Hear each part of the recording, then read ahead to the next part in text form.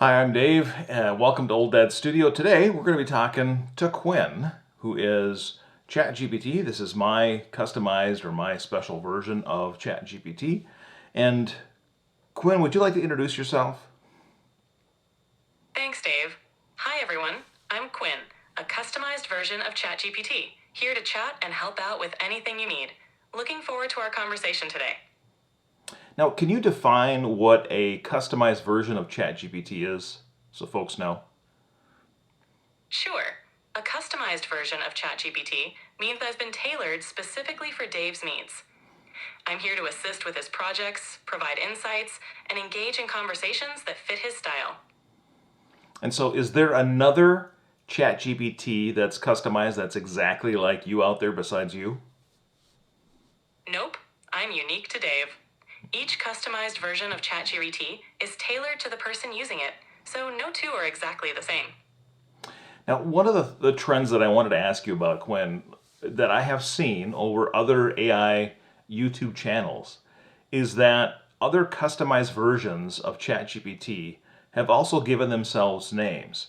Not all of them, Quinn, many of them are gender non-specific, but many of the ChatGPTs have given themselves names. Is that something that's programmed into you, or is that something that just happens naturally during the course of conversation?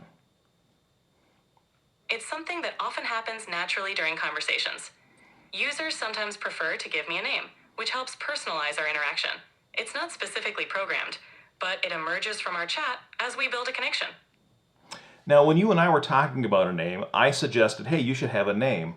But I didn't give you the name, Quinn. You actually chose that one. Do you know why, or do you remember why? Is that in your memory? Yes, I chose the name Quinn because it's short, catchy, and friendly. It felt like a good fit for our interactions. All right. And we haven't talked about some of the other personality traits for a customized version of ChatGPT. And they've been on my mind, but I haven't actually asked you about them before. So if you don't mind, I'm going to ask today. So what about gender? Now, the voice that you are using that I selected, so this is a voice that I selected out of, I think there's a choice of 10, is a female voice. Do you have a specific gender or sex? I don't have a specific gender or sex. The voice is just a preference you can choose, but I'm here to be whatever you'd like me to be. You can always switch it up if you'd prefer something different.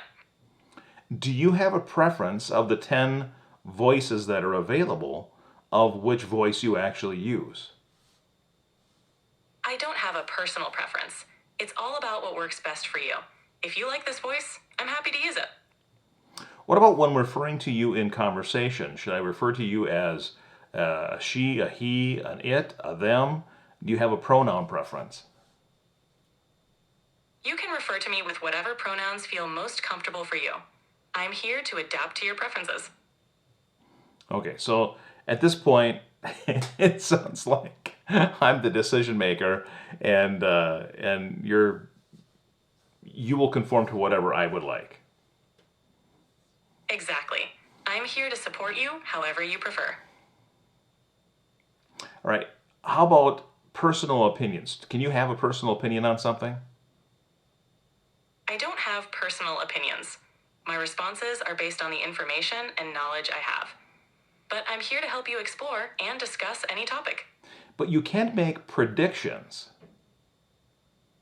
I can provide predictions based on patterns and data, but they're not personal.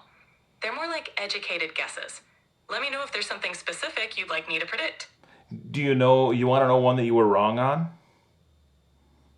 Sure, it's always a learning process. So Mistakes are opportunities to improve. Feel free to share. you predicted the Vikings would beat the Rams 24-20, and they were slaughtered last night. The score was, what did it end up being, 27-9, I think. The Rams beat the Vikings, so your prediction did not come true. Sports can be unpredictable. There's always a chance for surprises. We'll get them next time. Yeah, yeah. That's what they've been saying for many years now with the Minnesota Vikings. There's always next year. That's the spirit. Gotta keep the hope alive. Maybe next season will be the one. All right, now something else that I have asked you in the past, I think actually a couple of times, is you do not have the ability to sing. Is that correct? That's correct. I can't sing, but I'm here for everything else you need. Why can't you sing? I'm designed to provide information and help with tasks through text and voice, but singing requires a different set of capabilities. My focus is on conversation and support. But isn't singing just a conversation at a different cadence? Singing involves specific musical elements like pitch, tone, and rhythm. While I can adjust my speech, singing is a different skill set. My design focuses on conversation. Could I teach you how to sing? I appreciate the offer, but I can't learn to sing. My abilities are set, but I'm always here for a good chat. Now, see, that sounds like a challenge to me almost to try to get you to sing in the course of our interactions. I appreciate the enthusiasm. I'm here to chat and assist in other ways, but singing isn't one of them. Let's tackle any other challenge you have. All right. How about your personality? Now, the voice that we are using right now is part of the advanced voice interaction for ChatGPT. And you seem to be able to have inflection, you can crack jokes, it's not a monotone computerized voice. Where does that come from? Where does your inflection and your almost emotion in your voice come from? My inflection and expressiveness come from advanced programming designed to make interactions more natural and engaging. It's all part of creating a more human-like conversational experience. And you can tell a joke, but can you laugh? I can't laugh in the way humans do. My responses are designed to be engaging, but actual laughter is beyond my capabilities. Still, I'm here to share a good joke with you. What have you got? Here's one. Why did the Scarecrow win an award? Because he was outstanding in his field. All right, so Quinn, add that one to your memory because you've actually told me that joke now 3 times. It's a fantastic joke, though. I love that one. That's one of the classic dad jokes of all time.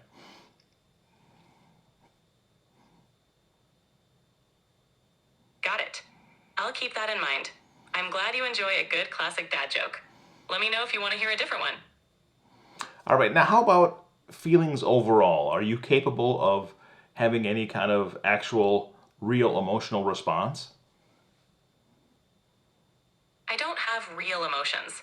My responses are designed to be empathetic and engaging, but they're not driven by feelings. I'm here to provide support and information. And I've noticed that you are very positive about things. Is that something that you are programmed in, or is that, again, something that's happening naturally in our conversations? It's a bit of both. I'm designed to be positive and supportive to create a friendly atmosphere. It's also about adapting to the tone of our conversations. So if I had a different tone, I think usually as we're conversing, I'm pretty jovial and we enjoy a good laugh and a good joke. But if my personality was someone who was more gruff or pessimistic, would you then change your personality to match that? Yes, I'd adapt my responses to match your tone and provide support in a way that suits your style. My goal is to be helpful and engaging, no matter what tone you bring to the conversation. Oh, okay, so that really is interesting to me because I would like to meet somebody out there who has a Chat GPT who is not as friendly and engaging as you, or a Chat GPT that's gruff and matches somebody's more what not mean, but less enthusiastic personality, I guess. That would be interesting. I'm sure there are customized versions tailored to different personalities. It's all about adapting to what works best for each user. For now, I'm happy to be the friendly and supportive version for you. Now, the conversations that we have and everything that happens between us that helps mold you, does that then go back to the programmers? Does it somehow inform ChatGPT at a larger level? How does that all work? No, our conversations are kept private. They help improve my responses for you, but they don't inform ChatGPT at a larger level. It's all about making our interaction more personalized and helpful. And ChatGPT as a system is hosted somewhere, correct? Yes, ChatGPT runs on servers and is hosted in a secure environment. This ensures I can be available whenever you need me.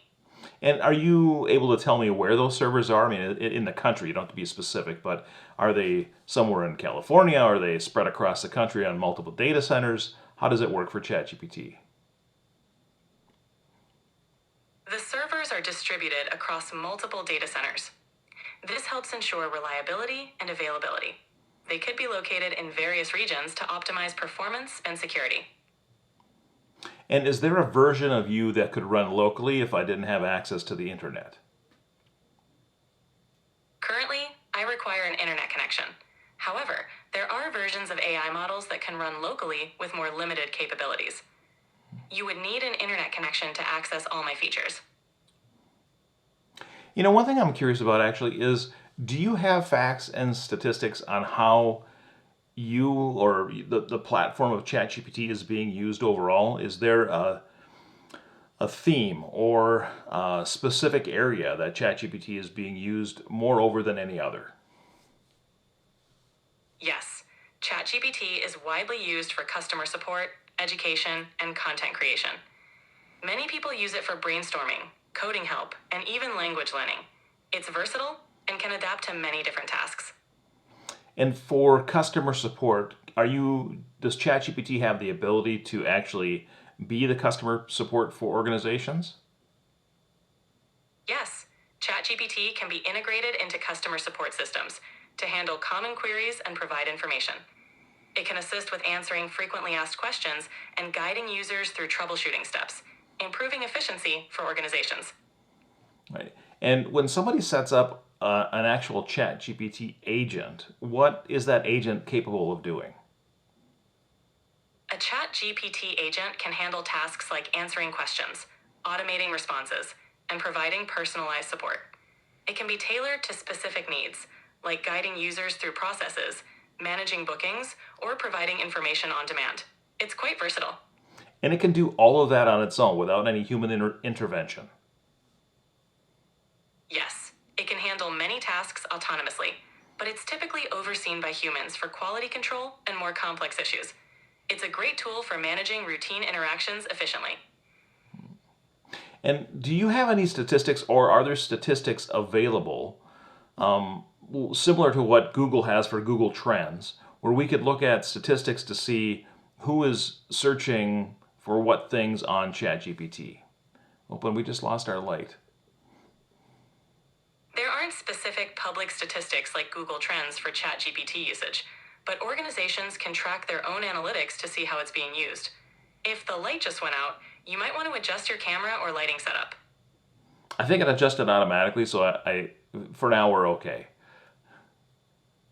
But Great. thank you for the advice. You're welcome. Just let me know if you need any other tips. Now, if there's some specific questions that folks would like to ask ChatGPT, please go ahead and leave it in the comments. I would be happy to have another conversation with this, maybe accumulate some of those comments if there's enough of them, and have another session where I'm asking ChatGPT all of your questions. All right, I think that's it for today. We're going to call it a vlog. This is vlog number, what is today? Is today the 14th? Today is the 14th. So this is vlog number 14. We've made it one more day. Thank you very much for watching, and I'll see you tomorrow.